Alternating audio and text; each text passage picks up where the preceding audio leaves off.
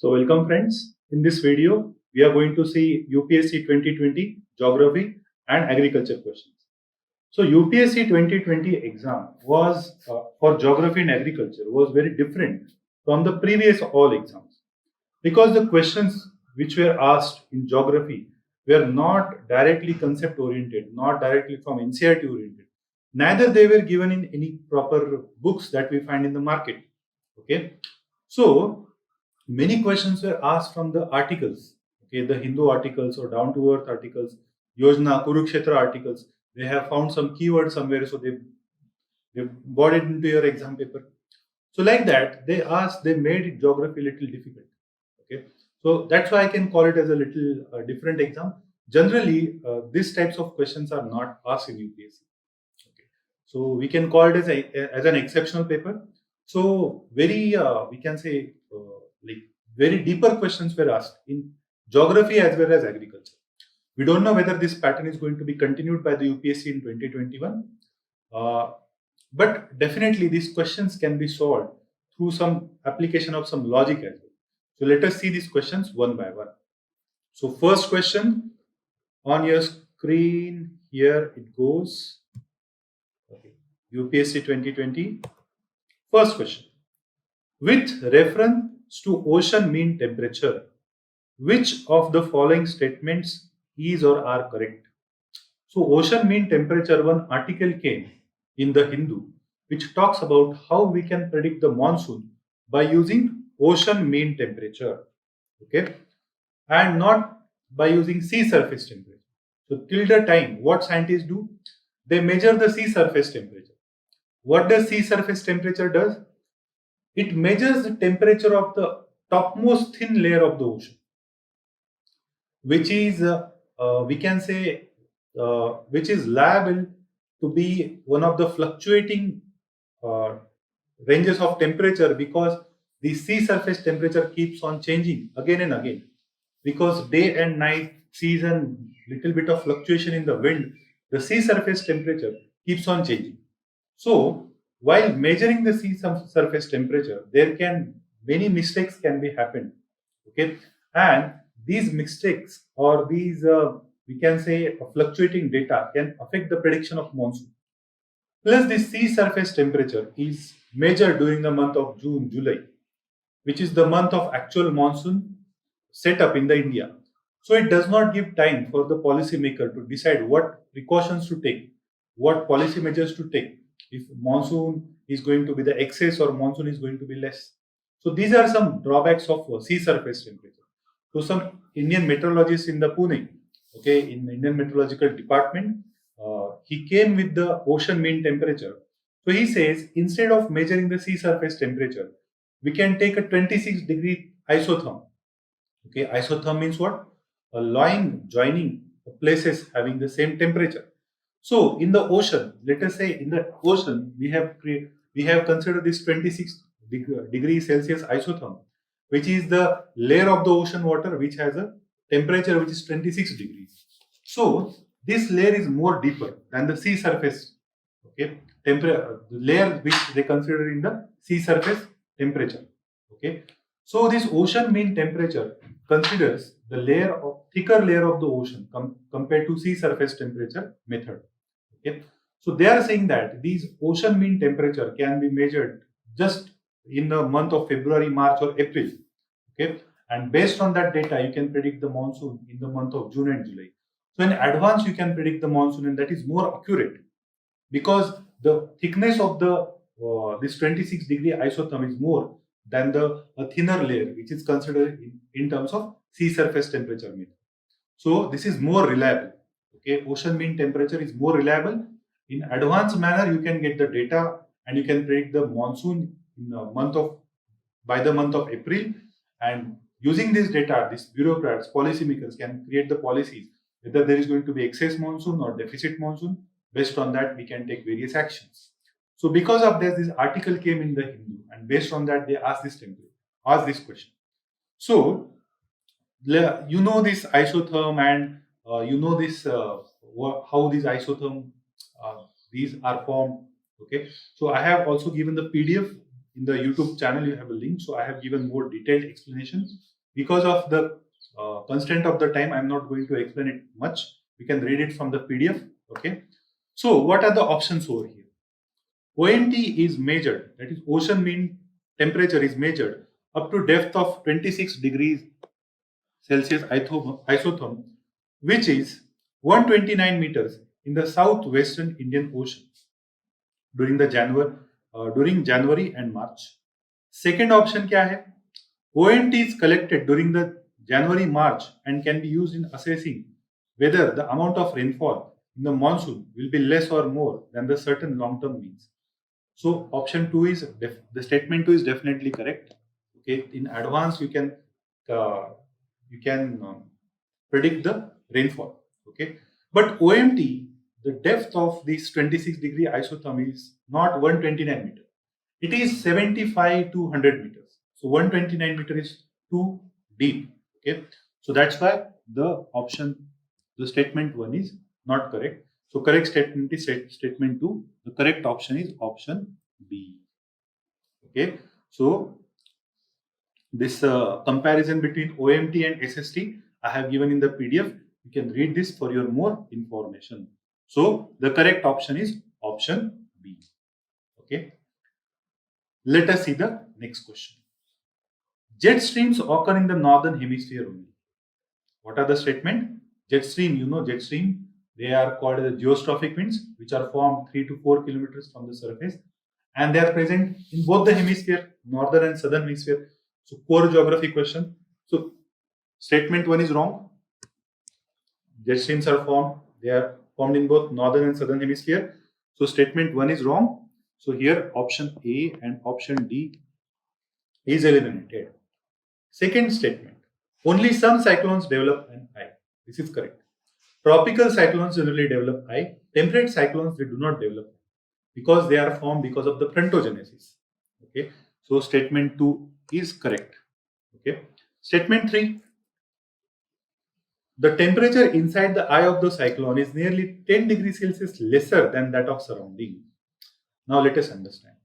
Eye of the storm or eye of the cyclone is the region of the lowest pressure. And when you have the lowest pressure, temperature will be higher. So, eye of the storm has a higher temperature, even 10 to 15 degrees higher temperature than the surrounding area. So, statement 3 is also wrong. So, only C is correct. So, only statement 2 is correct. Only some cyclone develop an eye. So, this is a little core geography question. Very easy to solve when you know the proper options. Okay. Next question. So, the option is option C. Okay, the 2 only. Option C is the only correct option. Next question. Consider the following minerals: bentonite, chromite, kyanite, and sillimanite. In India, which of the above are officially designated as major minerals? So what has happened? These people have gone to the 2015 current affairs. You know, now all the coaching classes are giving you current affairs, like which is 2020 or current year's current affair. But now UPSC's definition of current affair has changed. They are asking sometimes 2012 current affairs in 2019 exam or 2015 current affairs 2020 exam. So in 2015, this bentonite, okay, was declared as a minor mineral. Okay, so this bentonite, if you know this bentonite is not a major minerals. Chromite, kyanite, and the sillimanite, they are the major minerals, designated as major minerals. So option D is correct. So this Major and Minor Mineral Act is there in 2015 that decides which is major and minor mineral. This major and minor mineral is not dependent upon the quantity of mineral. The designation is dependent upon the end usage of the particular mineral. Okay, so central government has the authority to declare which mineral is a major mineral and minor mineral. Okay, so correct option is option D. Okay, now let us see the next question.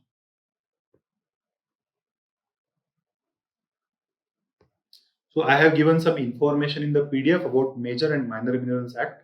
We can go through that. Next question.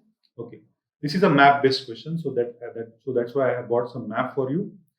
Siachen Glacier is situated to So this was in the current news. This was really current affair in 2020 because of the India-China face-off, which happened in the Ladakh, which happened in the Arunachal Pradesh. So this Pangong Tso Lake is very close to the Siachen Glacier, as well as Nubra Valley is very close to the Siachen Glacier. So Siachen Glacier is situated. Now you can see the maps over here. East of the Aksai Chin, now you can see a yellow color region is Aksai Chin. Siachen Glacier is situated to the west of the Aksai Chin. So option A is wrong. East of Leh, Leh भी वहीं पे है, तो north east है लेह से, so option B is also wrong. North of the Gilgit, Gilgit Baltistan Pakistan में, उसके east में है या बोल सकते हो उसके साउथ में है, नॉर्थ में तो डेफिनेटली नहीं है, नॉर्थ में अफगानिस्तान है, so north of the Gilgit is wrong. बचा क्या? नुब्रा वैली. तो आपको पता है सियाचिन ग्लेशियर से Nubra valley is going through, the origin of the Nubra river is from Siachen glacier. So definitely north of the Nubra Valley is the correct answer. Correct answer is option D. Siachen Glacier is situated north of the Nubra Valley. So you can see there are many flashpoints between India and China. Hot Springs is there, Gogra is there, Pangong Tso Lake is there. Then fingers are there, 8 finger area which is called. Okay, these fingers are there, different fingers. So these fingers are nothing but these are interlocking spurs. So interlocking spurs पे बारे में भी पूछा जा सकता है कि fingers क्या होते हैं, mountain के fingers क्या होते हैं, ये भी पूछा जा सकता है. Okay, so these clash points between India and China are always in the news. So you please go through these clash points again and again. There are 5 to 10 clash points between India and China recently. So these questions can be asked again and again. Okay, I have given some information in the PDF. We can go through them. Now we'll move to the next question. Consider the following pairs, rivers, and they fall into which sea? Mekong River, Andaman Sea. No. Mekong River falls into the South China Sea. Thames, Irish Sea. No. Thames River passes through London. It falls into the North Sea. So both are wrong. 1 and 2 are wrong. So definitely A is eliminated, D is eliminated. Volga falls into Caspian Sea. Yes. Passes through Russia, falls into Caspian Sea. Zambezi Indian Ocean, yes. It is an African river. It falls into the Indian Ocean. Flows into the or falls into the Indian Ocean. So 3 and 4 is the correct option. So C is the correct option. Okay. So map based question. You should know the capital of the major countries and the rivers flowing through these capitals. Okay, this is very important. Specifically Asian countries. Because we have Act East policy and we are concentrating more on the Southeast Asian countries, you should know the capitals of these countries and these capitals are situated on which river. This is very important and this can be asked again and again. Okay. Now next question that we'll see. What are the advantages of fertigation in the agriculture? Controlling the okay. First, understand the terminology fertigation. Fertigation, what is a fertigation? Fertilizers plus irrigation. So you are adding or mixing fertilizers in the water and giving it to the plants in the form of irrigation. So that can be drip irrigation, that can be sprinkler irrigation. It is called as a fertigation. Fertigation is a category of a chemigation. Chemigation in the agriculture means chemicals are given to the plants through using the water or through using the irrigation. So it is a kind of chemigation. यहाँ पे क्या करते हैं, fertilisers को mix करते हैं पानी में, ट्यूब से एंड पाइप से वो सब सारा पानी जो है वो प्लांट को दिया जाता है, which is called as a fertigation. Okay, so fertigation से आप definitely you can control the alkalinity of irrigation water is possible. Yes, statement 1 is correct. Efficient application of rock phosphate and other phosphatic fertilizer is possible. It is possible, but it is said that these rock phosphate and phosphatic fertilizers, they create a precipitate. When precipitate is created, your equipments can be damaged. Okay, so it is advised that rock phosphate and phosphatic fertilizer should not be given to the in the form of fertigation. So statement 2 is wrong. Increase availability of nutrients to the plant is possible, definitely. So in a very strategic manner, in a very we can say, a proper manner, you can apply these nutrients to the root of the plant through drip irrigation. So increased availability of nutrient to the plant is definitely possible. So option 3 is, or statement 3 is correct. Reduction in the leaching of chemical nutrient is possible. Definitely, what happens when you throw fertilizer just like that through hands? What happens? Extra fertilizer is given to the plant. Excess urea is given to the plant, excess phosphate is given to the plant. Because of that, various nutrients are leached, chemically leached from the soil. So this can be avoided by using the fertigation. So reduction in the leaching of the nutrients, chemical nutrient is possible. Yes. So 1, 3 and 4, these are the correct statements. So option C as 1, 3 and 4. Okay. So correct option is option C. One of the. So understood how to solve such questions. So some knowledge of agriculture is required for this. Next question. With reference to chemical fertilizers in India, consider the following statements. Kya statement? At present, the retail price of chemical fertilizer is market driven and not administered by the government. देखिए ये बहुत extreme statement है. Chemical fertilizers directly affecting the farmer. If government does not control it, private companies will sell it to the farmers at very higher prices, and farmers are already in the trouble. So definitely statement 1 is wrong. Government has a control of such very important things in India.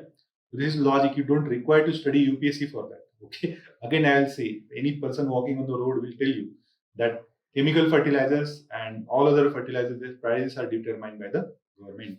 So statement 1 is wrong. Statement 1 जब wrong होता है तो क्या है?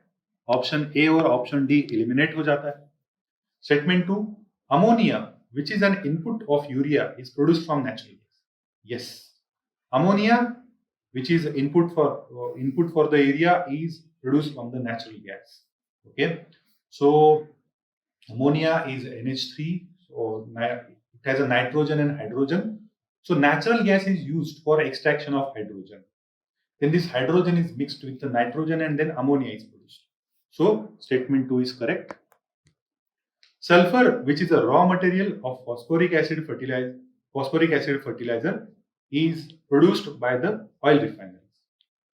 So sulfur, for the production of sulfur, sulfuric acid is required, and this sulfuric acid is a byproduct of these oil refineries.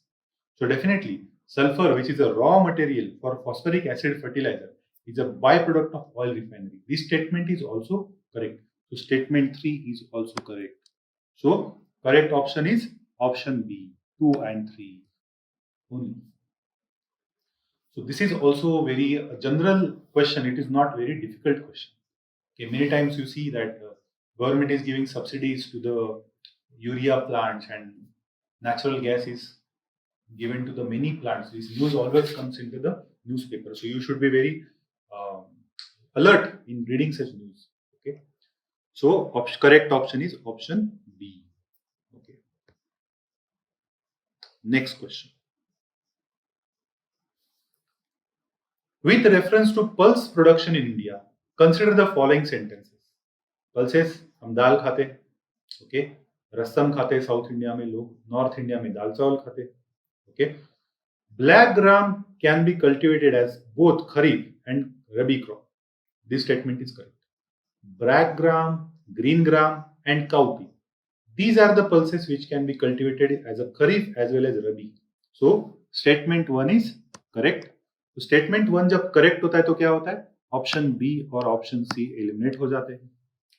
Second statement, green gram और moong alone accounts nearly half of the pulse production. अब इसको थोड़ा सोचना पड़ेगा. देखो green gram, मूंग दाल आप खाते हो, मूंग दाल हम इतनी खाते हैं क्या? नहीं खाते. ओके, सबसे ज्यादा कौन सी खाते हैं? तूर की दाल खाते हैं. तो डेफिनेटली तूर दाल का प्रोडक्शन ज्यादा होना चाहिए. सेकेंड, हम चना बहुत खाते हैं, छोले होते हैं, छोले भटूरे होते हैं, नॉर्थ में खाते हैं, साउथ में भी लोग चना बहुत खाते हैं. ओके, इन महाराष्ट्र में भी मेक पूरन पोली, उसके लिए चना लगता है. So that for that you can see chana and toor will be always highest in the production compared to green gram. So logically देखा जाए तो you can eliminate the statement 2. तो statement 2 eliminate हो जाता है. Statement 2 अगर eliminate हो जाता है तो B, C और D तीनों eliminate हो जाते हैं. You come to the option A, only one. So correct option is, in the last 3 decades, while the production of Kharif pulses has increased, the production of Rabi pulses has decreased. So, sorry, that is also not correct. Okay, the correct statement is black gram can be cultivated as both Kharif as well as Rabi. So logically you can solve this. ये question आप logically solve कर सकते हो अगर आप थोड़ा logic लगाओ कि मूंग दाल हम इतनी नहीं खाते. हमारे खुद के एग्जाम्पल से आपको समझ में आता है कि हम ज्यादा क्या खाते हैं, छोले खाते हैं, बट डेली तो हम तूर खाते हैं, दाल चावल खाते हैं. तो मूंग दाल हाफ ऑफ द प्रोडक्शन नहीं होती. मूंग दाल तो ज्यादा से ज्यादा दूसरे ज्यादा लोग नहीं खाते. तो पता है it is used mostly in India as a chakna, okay, and not as a day to day. People they don't eat regularly. Okay, so this is how you can solve the questions. Okay, very easy. Next question. Okay, in this question they have given a crop. The crop is a subtropical in nature. Subtropical nature. Okay, a hard frost is injurious to it. It requires at least 210 frost-free days and 50 to 100 centimeter of rainfall for its growth. A light, well-drained soil is capable of retaining the moisture, is ideally suited for the cultivation of the crop. Which of the following is the crop? अभी क्या क्या condition है? सब tropical crop. Cotton, jute, sugarcane, T, ये भी सारे सब tropical crop है. Okay, it requires at least 210 Frost free days. So Frost free days किसको लगते हैं? कॉटन को लगते हैं फ्रॉस्ट फ्री डेज. अगर फ्रॉस्ट होगा तो कॉटन बॉल में क्या होते हैं? वर्म बन जाते हैं. ओके, सो कॉटन इसका ऑप्शन है. 50 to 100 सेंटीमीटर रेनफॉल. देखो शुगर केन को 150 सेंटीमीटर रेनफॉल चाहिए. जूट को बहुत ज्यादा रेनफॉल लगता है बिकॉज जूट प्रोसेसिंग में बहुत ज्यादा पानी लगता है. तो जूट के लिए बहुत ज्यादा रेनफॉल लगता है. तो बी एंड सी चला जाता है. T requires 200 to 250 centimetre of rainfall. तो टी भी चला जाता है. तो अगर आप रेनफॉल देखेंगे सिर्फ, सो cotton will be the correct option. So option A will be the correct option. Okay, so I hope you guys have understood this. Next question. With reference to the current trends in the cultivation of sugarcane in India, consider the following statement. Now this question is very difficult. Okay, they have asked from agriculture option. I will say current in the agriculture option. Okay, current affairs in the agriculture, like that. Okay, so a substantial saving in the seed material is when bud chip setting are raised in a nursery and transplanted into the main field. So bud chip क्या है और setting क्या है? So sugar cane जो होता है, मैं आपको थोड़ा सा बताता हूँ. क्वेश्चन इंपॉर्टेंट नहीं है यहाँ पे, ये टर्मिनोलॉजी थोड़ी इंपॉर्टेंट है. थोड़ा सा मैं आपको बताता हूँ बड चिप सेटिंग क्या होता है. So sugarcane, when we plant it, okay, it does not have any proper seed. Seeds of the sugarcanes are not planted. What they do? They cut the sugarcane into the pieces. Okay, and you can see like these pieces are being created. And you know sugarcane, they have a joints. So these joints in the sugarcane you can see in this diagram. Okay, these joints are called as a buds. So ये bud से क्या होता है? नया sugarcane जो होता है वहां से जमीन से ऊपर आता है. नया शुगर केन वहां से ग्रो होता है. तो this birds are very important. So पहले फार्मर क्या करते थे? ऐसे टन्स ऑफ शुगर केन को कट करते थे. इनको बोलते हैं शुगर केन सेट्स. ये सेट्स को ट्रांसपोर्ट किया जाता था अलग अलग फार्म्स में, फिर वो सॉइल में सो किए जाते थे. तो इससे आप देख सकते हो कि huge load of sugar cane has to be transported. तो transport cost is very high and labour requirement is very high. Plus ये शुगर केन जो कट करना पड़ता है ना, वो बहुत ही स्किलफुल जॉब होता है. कभी कभी गलत कट किया तो क्या होता है? शुगर केन के 2 टुकड़े अगर हो गए, ओके, वर्टिकली 2 टुकड़े हो गए, तो this sugar cane will not grow properly. तो बहुत शुगर केन का वेस्टेज भी होता है. तो इसको काउंटर करने के लिए एक नई टेक्नोलॉजी आई है बड चिप करके. तो क्या करते हैं? Instead of having the big sets, You just cut the buds of the sugarcane, means only that joint. So you can see this machine, which is called as a bud chip setter. So instead of using the entire set, they cut the bud of that particular set. You can see this bud over here in this diagram. Okay, so 3 buds you can see. वो बड से कैसे sugar cane का नया crop grow कर रहा है आप देख सकते हो. सो बस उतना सा ही एरिया हमको चाहिए. सो ये बड चिप्स काटने का जो मशीन है उससे क्या करते हैं, हम उतना सिर्फ बड कट करते हैं. And what happens then, this is very accurate. इससे क्या होता है कि सिर्फ वो बड ही कट होता है और सारा का सारा शुगर केन ट्रांसपोर्ट नहीं करना पड़ता है. तो ट्रांसपोर्ट कॉस्ट, लेबर कॉस्ट बच जाता है एंड हाईली स्किल्ड लोग भी नहीं लगते इसके लिए. नॉर्मल आदमी भी क्या कर सकता है, वो बड को कट कर सकता है and with the help of machine it can happen very fast. Okay, so that's why this new bud chip setting technology is coming into the farming. Okay, so अब यहाँ पे देखोगे तो क्या क्वेश्चन है, a substantial saving in the seed material is when the bud chip setting are raised in the nursery and transplanted into the main field. तो definitely seed material में saving हो रही है. जैसे मैंने कहा कि बड हमने निकाला है, उसको नर्सरी में हमने प्लांट किया है, शुगर केन क्रॉप ग्रो किया है. Now you are sure that this crop is going to grow into the big sugar cane. तभी आप जाके उसको फील्ड में प्लांट कर रहे हो. यहाँ पे सीड मटेरियल का सेविंग हो रहा है. सारा का सारा सीड आप नहीं प्लांट कर रहे हो आपके फार्म में, जो ग्रो हो रहा है नर्सरी में उसी को ही आप प्लांट कर रहे हो. So option 1 is correct.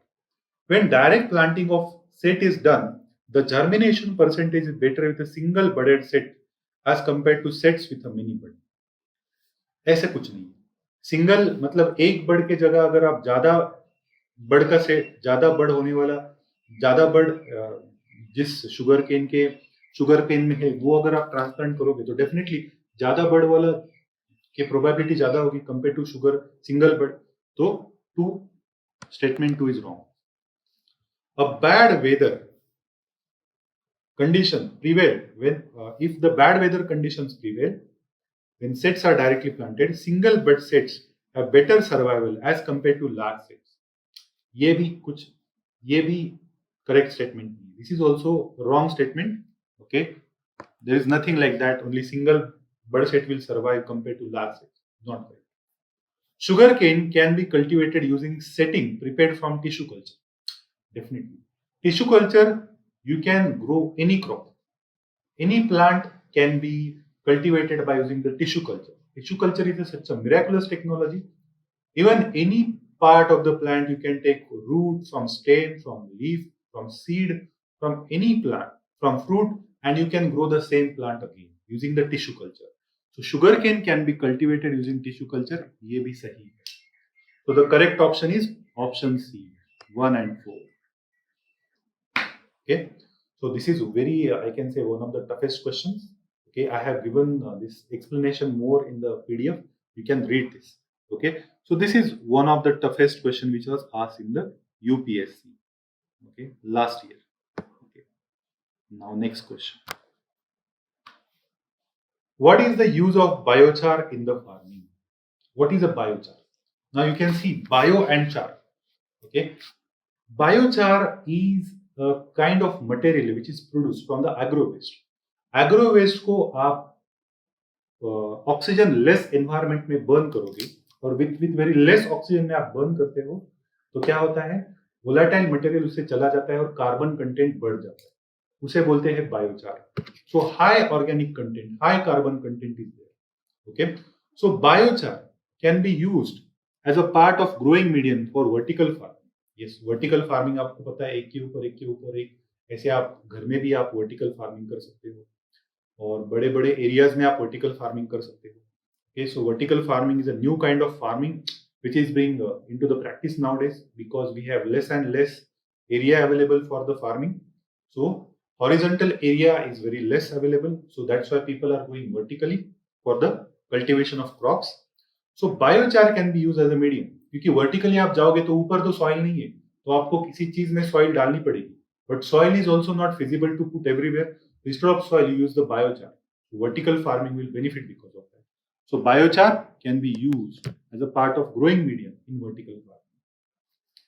When biochar is used, तो यहाँ पे बी जो है वो एलिमिनेट हो जाता है. When biochar is a part of the growing medium, it promotes the growth of nitrogen fixing microorganisms. Yes, it can promote the growth of nitrogen fixing organism as well. So 2 is also correct. So C eliminate हो जाता है. When biochar is a part of growing medium, it enables the growing medium to retain the water for the larger period of time. As you know, the organic content is increased, so water holding capacity also increases. So biochar is a pure organic material, so it will help retain the water for longer period of time. So statement 3 is also correct. So option D is correct. 1, 2 and 3. Okay. So I hope you guys have understood this question, how to solve this. It's very easy and very interesting. Okay. Now we'll move to the next question.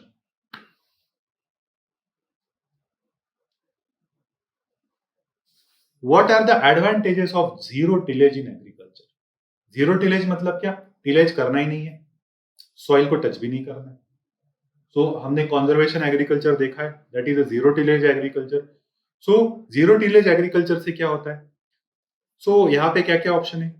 Sowing of what is possible without burning the residue of previous crop. Definitely. So when you are not going to till your farm, you are not going to remove the residue of the previous crop. So sowing of what is possible, whatever you want to sow, you can sow in presence of the residue of previous crop. So statement 1 is correct. Without the need of for nursery, okay, what is the statement 2? Without the need for the nursery of rice saplings, direct planting of paddy seed in a wet soil is possible. Definitely it is possible. Okay, rice can be directly planted into wet soil without bringing them into the nursery. Okay, so statement 2 is also correct. So यहाँ पे क्या eliminate हो रहा है? यहाँ पे B and C eliminate हो रहा है. Carbon sequestration is possible. So zero tillage से क्या हो रहा है? आप डायरेक्टली राइस जो है वेट सॉइल में जो है आप प्लांट कर सकते हो. Okay, that should be drought resistant rice की वैरायटीज होती है, वो आप प्लांट कर सकते हो without growing into the nursery. Carbon sequestration in the soil is also possible. So definitely with a zero tillage, what happens when you till the soil, then the carbon content of the soil gets exposed to the atmosphere and it degrades and forms carbon dioxide. So soil is the huge reservoir of the carbon. Okay, so when you do the zero tillage, what you do, you help to restore the carbon in the soil. So carbon sequestration is also possible through the zero tillage. So option D is the correct option. 1, 2 and 3. Okay, good. Now next question.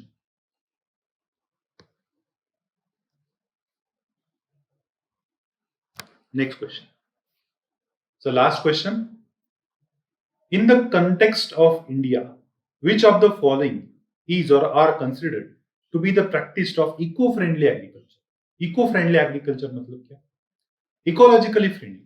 Friendly with the insects, friendly with the microorganisms, friendly with the birds, friendly with the animals, friendly with the human beings, friendly with the air, friendly with the water. It's called eco-friendly agriculture. So what are the following practices are considered as a eco-friendly agriculture? Crop diversification, definitely. It is friendly to the soil. Crop diversification means what? You have to add some extra crops in already existing cropping system. For example, if you are taking only sugar cane and you are taking only cotton, and you add legumes, this is called crop diversification. So definitely it is going to increase the nutrient availability in the soil. So soil conservation is going to happen. So it is friendly to the soil. So it is eco-friendly. Crop diversification. Legume intensification. Legume intensification is also eco-friendly. It increases the nitrogen content in the soil. So you don't have to apply more chemical fertilizers. So this is also correct. Tensiometer use. Tensiometer क्या होता है? Tensiometer is an instrument by which you can measure the moisture content in the soil. So sometimes farmers do not know when to provide water to the farm. They just keep watering their farm. Because of that, salination of the field happens. So if you use the tensiometer, then what happens? You know that what is the moisture content in the soil and you can determine when to water the soil. So tenisometer is also eco-friendly. Okay, it will help to preserve the soil. Vertical farming, it is also eco-friendly because vertical farming, as you are going to do, you are going to use less and less soil. You are going to disturb less and less soil. Because of that, no chemical fertilizers will be added into the soil. Vertical farming is also beneficial for the overall. It is a eco-friendly. All four are eco-friendly practices. So correct statement or correct option is option D. So in this way, this 2020 question was a very tricky question. Paper was very tricky. Some questions were very difficult, but yes, many questions were very tricky and easy. I hope you guys have understood this entire exercise, and this will definitely add up value into your preparation. So please like and comment. Thank you.